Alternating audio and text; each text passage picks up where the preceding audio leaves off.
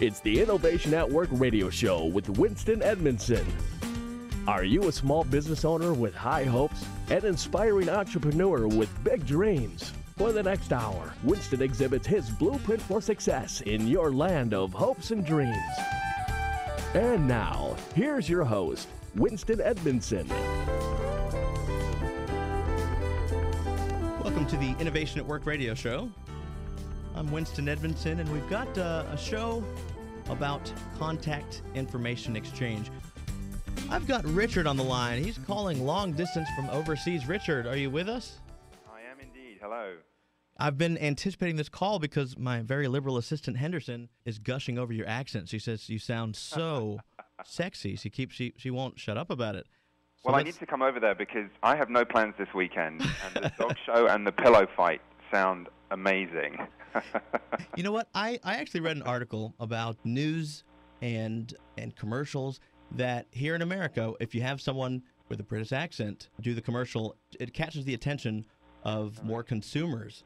So this will be good. Well, maybe we should have you on. We're building your audience up. You know, having a British guy on the show, maybe a couple more people will tune in. So let's talk about Moo. Tell me how this started, and tell me about the name. This is a pretty interesting name for what you do. Yeah, it's a silly name is probably how I would describe it. I think we wanted to choose a name that was really memorable, really short, and kind of didn't really mean anything, wouldn't offend anyone, you know, was universal, and didn't really mean anything in any of the different languages of the countries that would buy from us. So, yeah, we picked up a silly name that people would remember, and it's amazing how successful it's been. You know, as a result, I think the business is really, really memorable. And, you know, when people talk about us, they don't say, oh, what was that company called? They just know it's called Moo. Exactly. It doesn't relate to it. It doesn't actually mean anything. It's just a silly name that works really well when people are talking about the business. When did you launch? We launched in late 2006. So we're about 4 years old as a business. Although I started kind of prototyping the idea way back in 2004. So I've been doing this for about 6 years.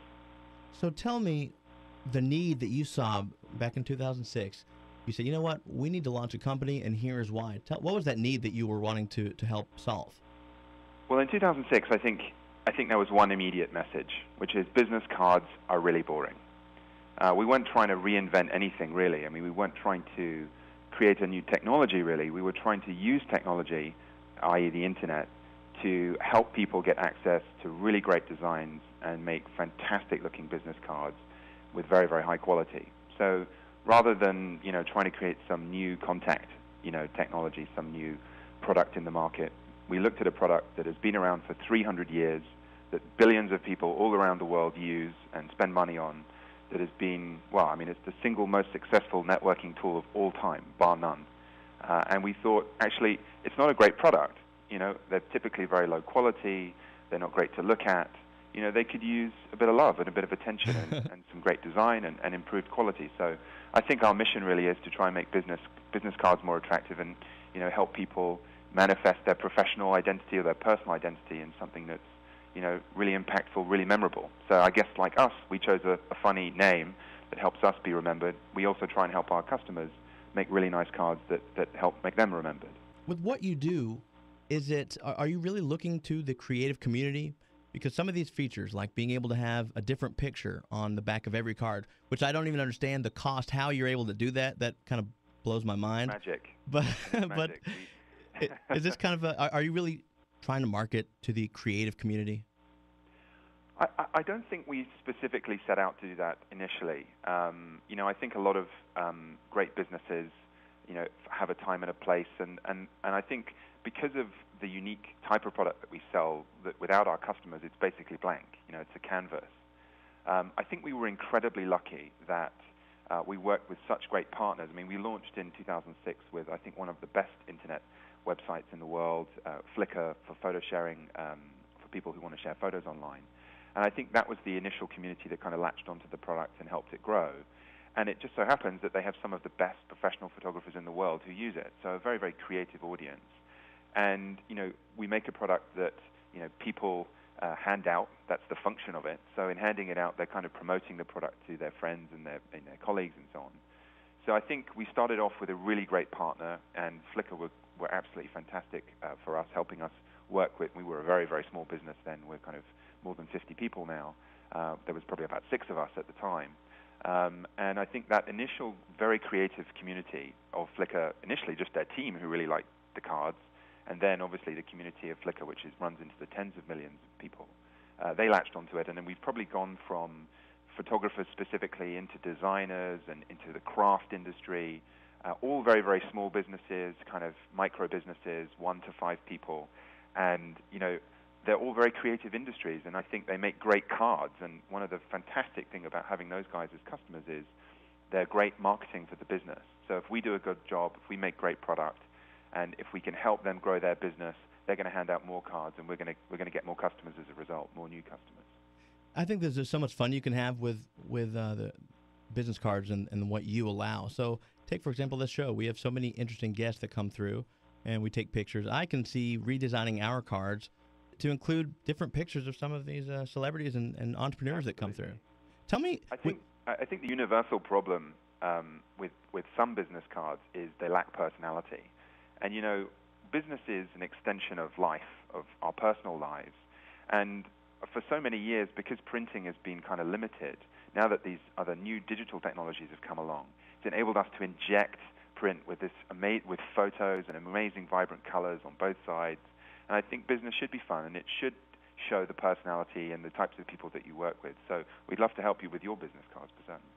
And this, I think, would be even good for people like Henderson that are kind of lacking in personality. At least their business card will make it appear that they might be able to fool some people. Tell me for that too. Tell me, you guys are based in the UK. What is your percentage of business that you do in the UK versus here in the United States? So we actually have production in both places. So we have an office in Rhode Island, in Providence, Rhode Island. Are they flooded? Are they all right? They're okay. Yeah, they're above water at the moment. Yeah, but I saw some video from one of our employees there. It looked amazing, crazy, scary. But no, they're okay, and print is still going out regular like clockwork. So I think from day one we started in the UK, so all of our team was based here. But from day one we had orders from all around the world. I think in the end of the first week after we launched, we had orders from 100 different countries. And, we built the website very quickly. We had no idea that it would be as big of a success as it was. And we had people ordering in Japanese and Hebrew and Chinese and other languages. And we couldn't actually print all of those characters. We were just prepared for the Latin alphabet, English mainly. And so we realized very, very soon on that we had this amazingly international business. And as a result, only about 30% of our revenue comes from the UK, from our kind of home country. About 40% and growing comes from the US, and the remaining 30% is kind of Western Europe and rest of world. But we have, in our top 10 countries, places like Australia and actually even Japan as well. As you imagine, the business card culture there is very, very strong. So we do get the occasional person buying from there as well. Do you see any, as far as the future, what the future holds for Moo? Do you see any evolution of business cards where, in some cases, because I'm looking at all these pictures and they're so vivid and so beautiful, I could see maybe you guys printing small picture books that also function as a business card. I mean, are there any variations that you guys are planning? Well, we have a range of products. I mean, we sell traditional business cards, the usual shape. We have a very cool kind of designer business card that we call mini cards, which are much smaller. And you get more for your money because they're about half the size, and they're a really unique shape. So they're even more memorable when people hand them out, and they're kind of unique to us. And we also sell things like greeting cards and postcards. But I think our imaginations run wild when we think about the different kinds of things that we can print for customers. And we spend a lot of time thinking about how to help small businesses stand out. So I can't tell you any of our secret plans, but certainly I think there are lots of opportunities to create. I think the world has changed, right? The web has created new social activities, new professional activities, and I think business cards, in order to succeed in the long term, I think business cards are going to be here in a meaningful way for the next, certainly 10, 20 years. But in the long term, I think print still has a very important role in the world, and I think the way that it will survive is if print becomes even more higher quality and more beautiful. There's a lot of low-cost players in the market that make things that you don't want to keep.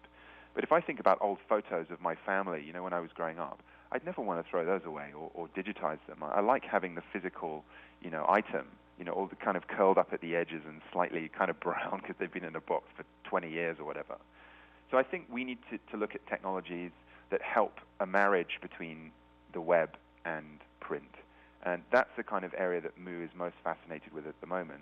So definitely different form factors and different products, like albums or other things that we can make that people will use and be useful in their businesses. Right. But also look at the relationship between the web and print. With the turnaround time, I'm curious. So moo.com is the website for anyone that wants to get on there and really enhance their presentation when they're exchanging contact information. What is the turnaround time? I think in the U.S. it's we print and ship everything within about 4 days, and then we're subject to whatever type of shipping service you use. So you can have it a 1-day service, I believe, or you can go for USPS priority mail. So there's a variety of different shipping options, and that's really the mail service that dictates how much longer it will take after that point. But I think with business cards, it's about 4 business days turnaround time. And of course, we're looking to improve that all the time. I dream of a future where it's 24 hours. We're not quite there yet, but it's still, compared to most players in the market, all of our direct competitors, really, it's about the same. Excellent. Something to strive for. Moo.com, I'm looking forward to this. We're going to order some business cards, some for me, some for Henderson. And I'll tell you what, I think I agree with Henderson. I think this British accent is pretty effective. So if we can, I'll talk to you offline. Maybe we can get you to record a commercial spot for Moo, and just so we can throw that out there and get people, wake them up with that British accent, we'll run that for you. Be my pleasure. Richard, I appreciate you being with us, and we'll check in with you and find out what are some of those new products that you might be releasing in the future. Great. This is the Innovation at Work radio show. I'm Winston Edmondson. Check in soon.